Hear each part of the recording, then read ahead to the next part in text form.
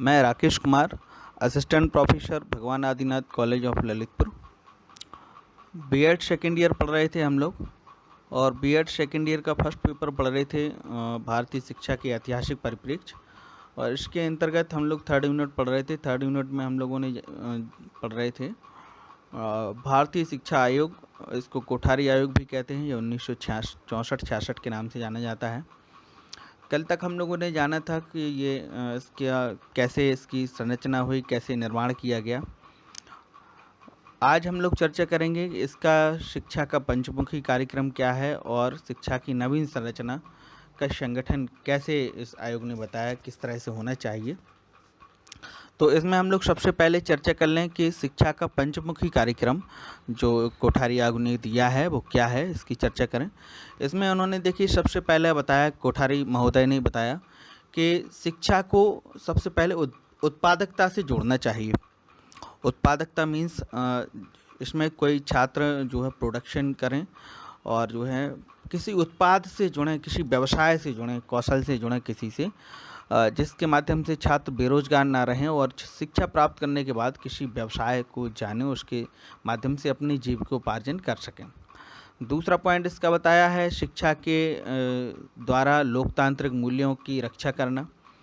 देखिए इसके माध्यम से ये बताया, सिखाना चाह रहा है आयोग के जो लोग जिन्हें शिक्षा प्रोवाइड की जाए, कम से कम उनसे तो ये आशा की जा सकती है, उन्हें तो ये सिखाया जा सकता है कि हम लोग लोकतांत्रिक मूल्य जो हैं, लोकतांत्रिक जो हमारे ड्यूटीज़ हैं, जो कर्तव्य हैं राष्ट्र के प्रति, इस देश के प्रति, उन कर्तव्यों को हमें करना चाहिए। एक अच्छे नागरिक के दायित्व हमें निभाने चाहिए। अगला पॉइंट इसमें बताया शिक्षा शैक्षिक क्रियाकलापों के माध्यम से सामाजिक तथा सामाजिक एकता को बढ़ाए रखना, सामाजिक एकता को सुदृढ़ रखना। शैक्षिक क्रियाकलापों से आशय है इसमें शिक्षा के साथ साथ जो को करिकुलर एक्टिविटीज़ चलती हैं, पाठ्यगामी क्रियाएं चलती हैं, उनमें ऐसे कार्यक्रम कराए जाएं, ऐसे खेल कराए जाएं, ऐसे उत्सव मेले लगाए जाएं जिनसे लोगों में सामाजिकता बढ़े, सामाजिक यूनिटी बढ़े, एक सामाजिक भाईचारा बढ़े। इस तरह के इसमें जो है शिक्षा व्यवस्था कराई जाए। अगला पॉइंट इसमें जोड़ा गया कि शिक्षा के द्वारा नैतिक, आध्यात्मिक और जो है मानवीय, ये सामाजिक मूल्यों का विकास होना चाहिए। तो ये इस तरह की हम लोग शिक्षा प्रोवाइड कराएं छात्रों को कि जिनके माध्यम से उनका नैतिक विकास हो, आध्यात्मिक प्रवृत्ति बढ़े। ये देखिए उस समय आज से 60-70 साल पहले संकल्पना दी गई है और आज का परिवेश हम लोग देखें कि पढ़े लिखे शिक्षित लोग भी आज देखिए किस तरह की जो है इन भी जब उनके अंदर नैतिक मूल्य, सामाजिकता और आध्यात्मिकता नहीं झलकती है तो बड़ा तकलीफ़ होती है कि ऐसे लोग शिक्षित होकर भी इनमें नैतिक मूल्य डेवलप ना हो सके। तो शिक्षा आयोग जो है बताना चाहता था कि शिक्षा का मतलब सिर्फ उनको रटना नहीं है। शिक्षा जो हम पढ़ाएं बालकों को, वो बालक सिर्फ उन्हें रटे ना शिक्षाओं को, शिक्षा उनके व्यवहार में परिलक्षित होना चाहिए, उनके व्यवहार में प्रदर्शित होना चाहिए कि वो संस्कारवान बने बालक, नैतिक उनका विकास हो, आध्यात्मिकता से जुड़े और सामाजिकता उनका विकास बढ़े, सामाजिकता उनमें पनपे। और लास्ट पॉइंट इसका बताया है कि जिज्ञासा की प्रवृत्ति, मनोवृत्ति और मानवीय मूल्यों के कौशल का विकास, इसका जो है ये शिक्षा का उद्देश्य होना चाहिए। इसमें देखिए पंचमुखी कार्यक्रम के अंतर्गत ये बताया गया कि बालक स्वभाव से ही, जन्म से ही जिज्ञासु होता है। आप छोटे से बालक को देख लें, वो हर छोटी से छोटी चीज़ को पूछता है कि ये क्या है, ये क्या है, ये क्या है। क्यों? क्योंकि वो जिज्ञासु है, उसके लिए संसार की सारी वस्तुएं नई हैं, वो हर चीज़ के बारे में जानना चाहता है। तो इस भारतीय शिक्षा आयोग के माध्यम से बताया जा रहा है कि ये टीचर्स के लिए भी पे लागू होती है कि छात्रों की इसमें जिज्ञासा की प्रवृत्ति को आप बढ़ाएं, उसको दबाएं नहीं। स्टूडेंट कोई क्वेश्चन पूछ रहा है, उसका आंसर दीजिए, उसका सॉल्यूशन बताइए और बच्चे और जिज्ञासु हों, ऐसी प्रवृत्ति उनमें डेवलप करें। ये हमारा पंचमुखी सिद्धांत कंप्लीट हुआ है। इसके बाद हम लोग चर्चा कर लें शिक्षा की नवीन संरचना, संगठन कैसा उन्होंने बताया है। तो देखिए भारतीय शिक्षा आयोग, कोठारी आयोग ने इसमें जो है सभी प्रकार की शिक्षा की बात की है। शिक्षा में आपका उन्होंने प्राथमिक शिक्षा, माध्यमिक शिक्षा और उच्च शिक्षा तीनों जो है स्तर को उन्होंने लिया है। इसमें प्राथमिक शिक्षा के लिए बताया है कि प्राथमिक शिक्षा जो है इसके 3 पार्ट होने चाहिए, इसको प्राथमिक शिक्षा को के 3 भाग होने चाहिए। पहले भाग में उन्होंने बताया है कि पहला भाग जो है इसको पूर्व प्राथमिक शिक्षा कहा है। उन्होंने कहा है ये 3 वर्षीय होनी चाहिए, ठीक।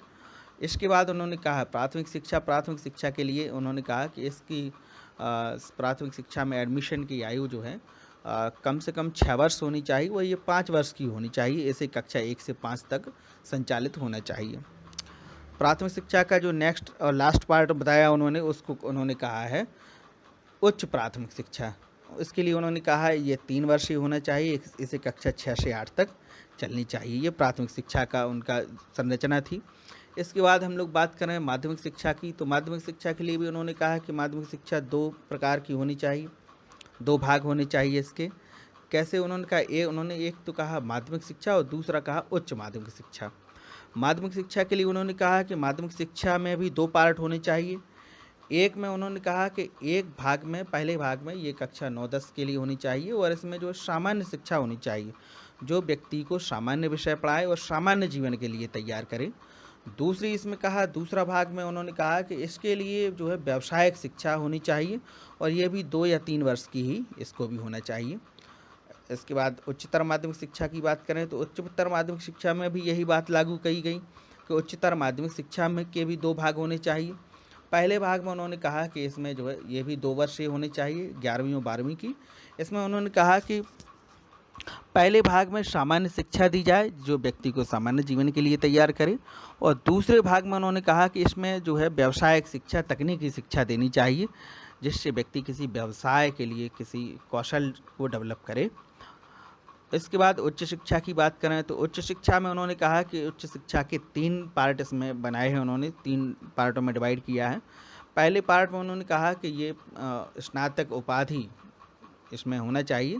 इसके लिए उन्होंने कहा है कि इस स्नातक उपाधि जो के अंतर्गत में जो कला, विज्ञान और वाणिज्य के विद्यार्थी हैं, इनकी जो है इनको 3 वर्षीय पाठ्यक्रम होना चाहिए। इनकी उपाधि 3 वर्ष में इन्हें दी जाए, इसे स्नातक उपाधि है।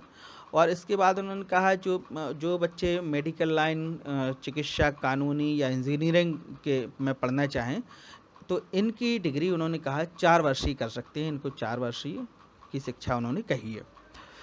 इसके बाद परास्नातक कक्षाओं के लिए कहा है उच्च शिक्षा के अंतर्गत दूसरा पार्ट। परास्नातक के लिए उन्होंने कहा है कि इसमें प्रत्येक विषय में जो है परास्नातक डिग्री होनी चाहिए और इसे कम से कम 2 वर्ष का होना चाहिए। दूसरा, इसके बाद उन्होंने शोध अथवा अनुसंधान के लिए बात कही है। तो शोध अथवा अनुसंधान के लिए इसमें कहा गया है कि इसमें योग्य और होशियार व्यक्ति जिनमें मौलिक रचना करने की जो है गुण हो, क्वालिटी हो, ऐसे स्टूडेंट्स को इसमें शोध अनुसंधान कराए जाने चाहिए और इनके लिए भी अवधि कम से कम 2 साल और अधिक से अधिक 3 साल इनके लिए रखना चाहिए। तो ये आज हम लोगों ने चर्चा की। आज की इसमें भारतीय शिक्षा आयोग के अंतर्गत इसमें हम लोगों ने पंचमुखी सिद्धांत और जो है शिक्षा का नया स्ट्रक्चर की बात हम करें कि इन्होंने संकल्पना दी है कि कैसा होना चाहिए। इसके तीनों पार्ट हम लोगों ने पढ़े, प्राथमिक शिक्षा और जो है माध्यमिक शिक्षा और हायर एजुकेशन, उच्च शिक्षा की बात कही है। और इसके आगे हम लोग प्रयास करेंगे, इसके आगे कल चर्चा करेंगे। और आज के लिए इतना ही। नमस्कार, धन्यवाद।